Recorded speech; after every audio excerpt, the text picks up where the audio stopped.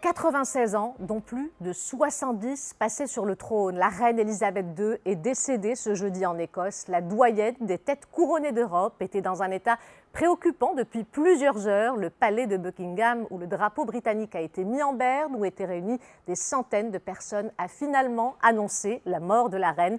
Le nouveau roi, Charles III, a partagé son premier message officiel quelques minutes après l'annonce du décès de sa mère. Salim Ablab. Le drapeau britannique en berne sur le palais de Buckingham. Première image forte à l'annonce de la mort de la reine Elisabeth II. L'effervescence de cet après-midi devant le château de Balmoral ne laissait rien présager de bon. La reine s'est éteinte paisiblement dans sa résidence en Écosse, où elle avait été placée sous surveillance médicale. La fin d'un règne, hors du commun, lorsqu'elle naît à Londres dans l'élégant quartier de Mayfair le 21 avril 1926, rien ne prédestine Elisabeth Marie Windsor à la couronne.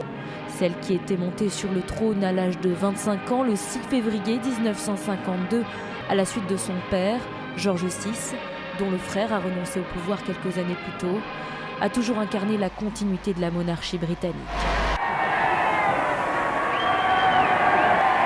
Monarque de 15 nations, chef du Commonwealth, Elisabeth II a régné pendant 70 ans. Adulée par son peuple, interlocutrice de 15 premiers ministres britanniques, de 14 présidents américains, elle laisse une empreinte durable sur son pays. Au total, la monarque a visité 116 pays pendant son règne. Il y a exactement 42 ans, la reine Elisabeth II était en visite au Maroc.